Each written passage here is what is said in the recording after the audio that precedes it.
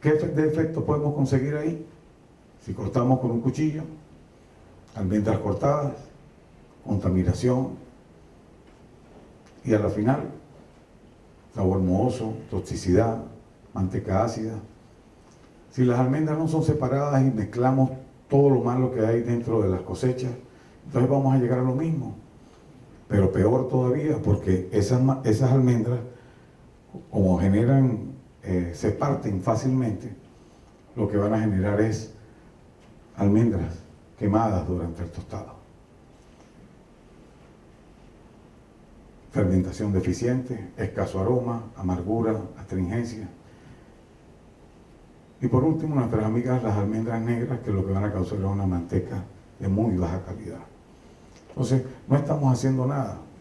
Lo que pasa es que la industria y la demanda, como lo decía usted, es alta, muy, muy alta. Y ahora con la apertura del mercado japonés, el mercado chino y el mercado de la India, la demanda es mucho mayor. Ya el cacao no alcanza para los que comíamos cacao. Ahora hay que crecer más y producir más. Pero ¿hacia dónde vamos y qué es lo que queremos?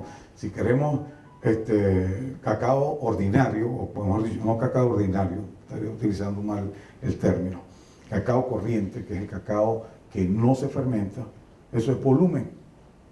Y eso va para las industrias que por lo general producen otro tipo de productos.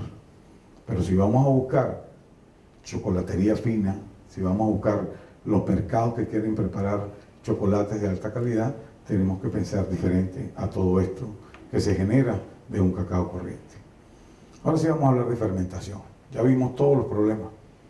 Y fermentar no es más nada sino que favorecer los procesos químicos, los cambios que tienen que ocurrirse a través de procesos químicos para que se produzca el sabor y el olor característico de cada uno de los tipos de cacao que pudiéramos estar utilizando en el interior de sus cotiledones. Y para ello volvemos y repetimos, mucílago, la herramienta esencial, los cotiledones, donde se produce el cambio, y el embrión, elemento necesario para que se desarrollen todos esos sabores. Si no ocurre la muerte del embrión, es muy difícil que podamos tener un buen aroma en el cacao que estamos procesando. Una vez que se empiezan los cambios químicos a partir del mucílago, se genera alcohol, que lo generan las levaduras, después entran las bacterias acéticas y empieza a aparecer ácido acético que entra a través de la membrana o la cutícula que recubre la semilla para producir lo que se conoce como lisis o ruptura celular, para que se liberen todos los contenidos de los jugos celulares. Ese mismo ácido acético va a matar al embrión y va a liberar una gran cantidad de sustancias que son básicas para que se conformen todos los ácidos volátiles y no volátiles y se liberen otras sustancias que van a generar el sabor y el aroma, o lo que nosotros llamamos los precursores de sabor y aroma del cacao. Aquí empezamos a hablar de sabores y aromas y todavía no están definidos. Simplemente se están liberando una gran cantidad de sustancias que van a generar eso. Pero ocurren muchos procesos durante la fermentación y uno de esos procesos es la subida de la temperatura. Se eleva la temperatura, pero la temperatura no se eleva porque sí, es simplemente trabajo. Los microorganismos trabajan y hacen que se eleve la temperatura. El hecho de que la temperatura se eleve no es sinónimo de que hubo fermentación. La temperatura debería llegar más o menos, en investigaciones que nosotros hemos hecho, hemos encontrado temperaturas hasta 52 grados centígrados. La temperatura durante los últimos días de fermentación debe mantenerse entre 48 y 50 grados centígrados. Si sube un poquito más, mucho mejor. Eso quiere decir que los microorganismos que están en las cajas de fermentación están trabajando. Están haciendo el trabajo que nosotros queremos. Pero no se queda solamente en un aumento de la temperatura. Ocurre la muerte del embrión. Se inicia un cambio de color en las almendras. Y si quitamos la cutícula de las almendras, vemos que se inicia ese cambio y una transformación hacia un color canela en el caso de los cacaos criollos, y en el caso de forasteros y trinitarios hacia un color mucho más oscuro, un marrón casi que negro. Pero al final de la fermentación, las almendras en los criollos siguen siendo blancas y en los trinitarios forasteros siguen siendo moradas. Aquí vemos con coloraciones marrones ambas almendras, y no es producto de un cambio de color, sino que simplemente hay sustancias que se oxidan y por eso aparecen esas coloraciones. Otro de los cambios que ocurren es la formación de una gran cantidad de líquido o acumulación de líquido producto del ácido acético que penetra a través de la cascarilla y de la lisis celular de las células que conforman los cotiledones. Esto sí es un indicio de que la fermentación va por buen camino. ¿Cómo vamos a fermentar? ¿Qué materiales vamos a utilizar? ¿Cómo es la infraestructura? ¿Y qué condiciones ambientales deben haber en esas áreas donde vamos a fermentar? Cuando hablamos de baba blanca, esto es baba blanca. Una buena fermentación no debe tener almendras que provengan de mazorcas dañadas.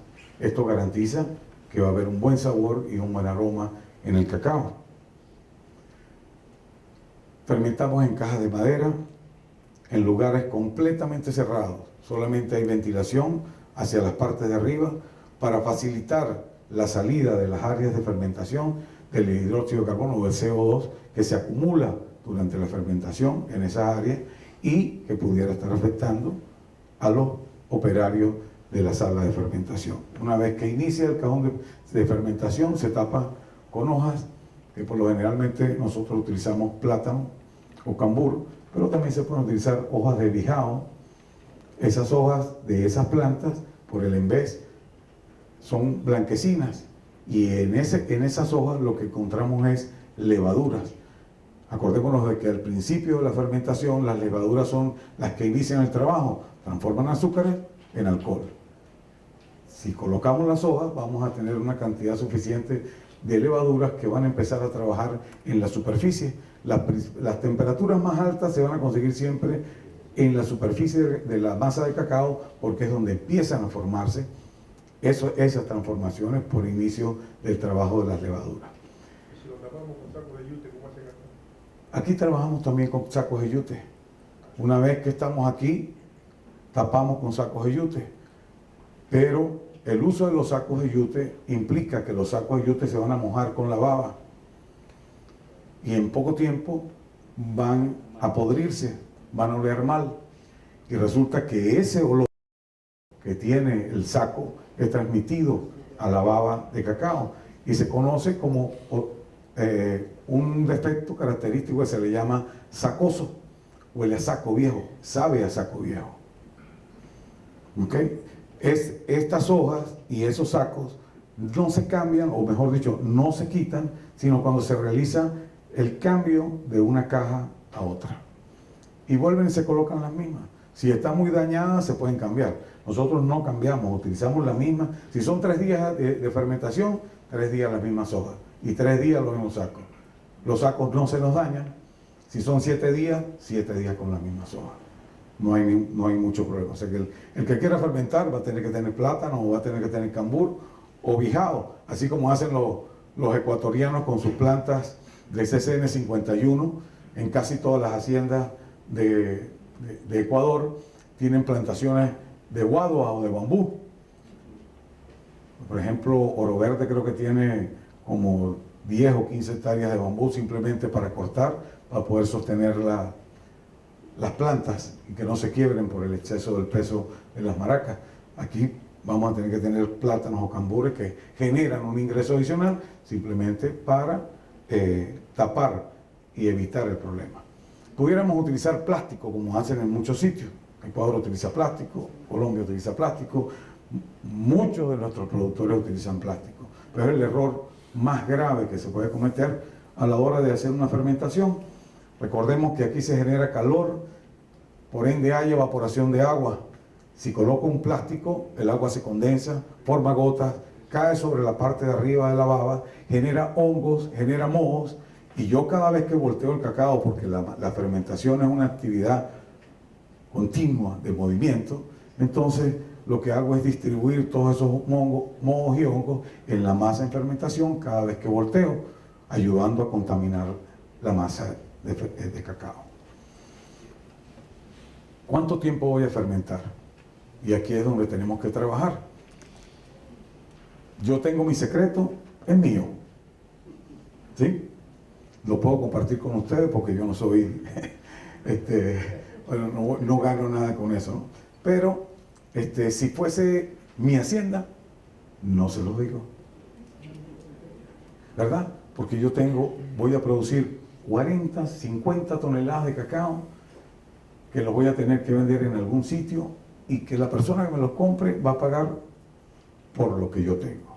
Si esa persona prueba mi cacao y define que tiene un sabor parecido a algo que tiene o que puede mejorarlo, vendrá y hablará conmigo y me dirá: mira, Álvaro, no me fermentes el cacao en 7 días, dámele 6 días, no me le des 3 volteos o no me des el volteo de las 24 horas, sino dame 48 y después me lo sacas a patio.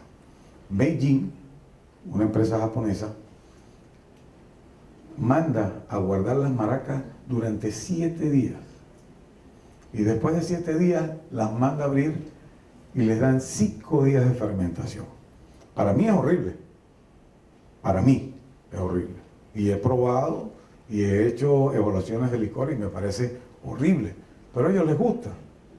Hay gente que les gusta la tierra húmeda, hay gente que les gusta a veces un toque de sabor jamonoso producto de una sobrefermentación, y hay gente que les gusta el cacao ácido, y en fin, una gran cantidad de sabores que podemos estar encontrando y que van a depender de quién lo compra, de quién lo compra como producto final y de quién lo prepara. El secreto sigue siendo mío. Bien, y yo lo que voy a dar es simplemente una pequeña receta para que ustedes, que son la alta culinaria de la comida suramericana, entonces empiecen a trabajar y digan qué es lo que van a hacer con lo que ustedes tienen, ¿verdad? Lo que sí es importante es que dependiendo del tipo de cacao, sea criollo o forastero y trinitario, tienen que hacerse volteos en las masas. La cantidad de volteos va a depender de lo que ustedes decidan, ¿sí? Cuánto ají le van a poner, etcétera. Y en el caso de los cacaos forasteros y trinitarios, yo recomiendo un volteo a las 24 horas para incorporar oxígeno a la masa y entonces hacer que haya un incremento o se acelere la transición entre las levaduras y las bacterias lácticas y acéticas para iniciar un proceso hacer el tiempo más corto durante la fermentación de lo que son los cacaos forasteros y trinitarios. Y eso, después hago volteos cada 48 horas. Eso es lo mío. ¿Bien? Y a veces hago cosas con otros tipos de cacao, pero simplemente jugando con ellos. Lo básico sería esto. De ahí para adelante es cuestión del chef. Entonces vemos aquí cacaos blancos como el porcelana, que no es el porcelana de Piura, mal llamado porcelana de Piura. Yo pienso que tiene que ser el cacao blanco de Piura, como le dicen mucho, porque no se parece absolutamente en nada al porcelana venezolano, ni morfológicamente ni en sabor. El porcelana de Piura, se los puedo decir, me lo enviaron para que hiciera una catación totalmente diferente. Totalmente diferente. Tiene un sabor increíble y un toque de miel que difícilmente se pueda conseguir. Excelente, me gusta mucho. Tenemos cacao como el Guasare, con unos colores, unas coloraciones marfiles, híbridos entre criollos y trinitarios, con coloraciones rosadas que dan sabores espectaculares entre flores, frutas, nueces, miel, panela, malta. Combinan lo que tienen ambos tipos.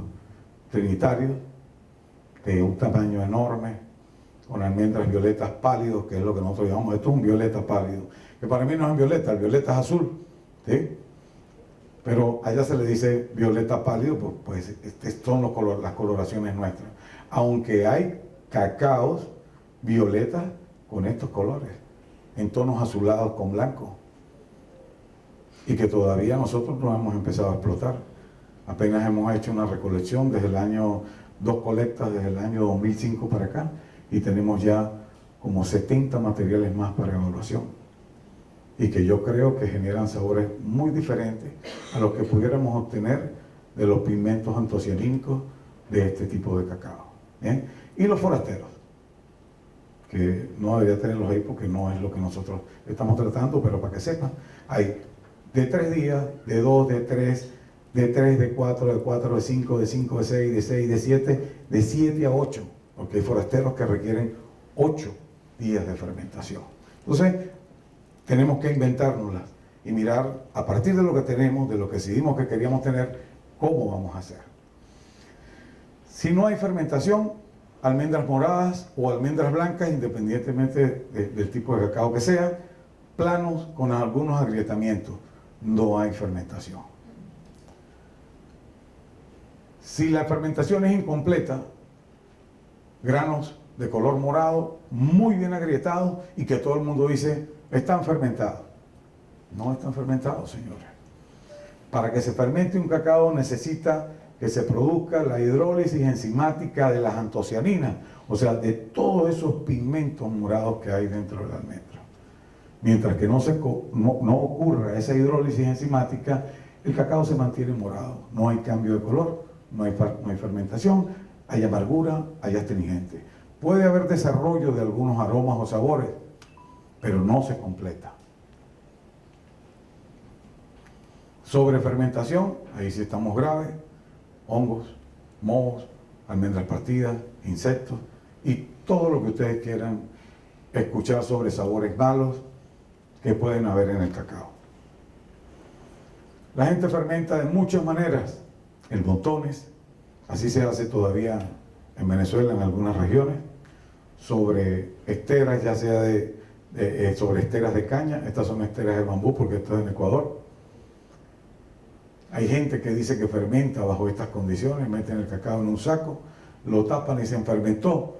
No hay ninguna fermentación.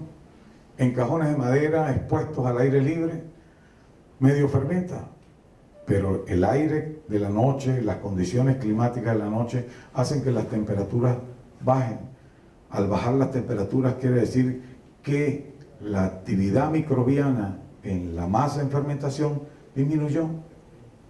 Y para volver a recuperar esa actividad microbiana al día siguiente, hay que trabajar duro, ¿verdad? Esto lo trajeron de África a Venezuela. No lo trajeron, lo hicieron en Venezuela. Y se utilizaron en algún momento en una hacienda grande en Venezuela. Pero hay muchas pérdidas de temperatura en ese tipo de cajones.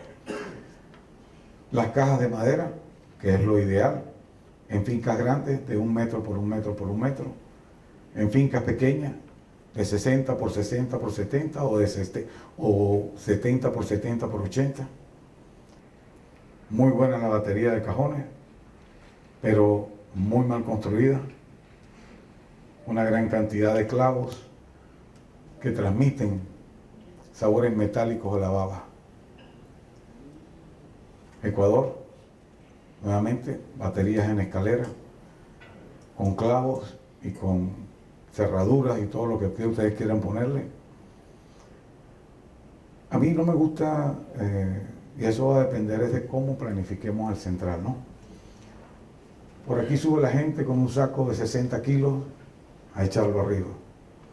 Imagínense ustedes un central de 48.000 kilos como el que están construyendo aquí, para poner gente a subir hasta el tercer cajón a vaciar. Si pudiera, entonces haría un terraplén y llevaría los cajones hasta arriba y vaciaría, ¿verdad? Pero eso implica costos, eso es inversión, más inversión todavía.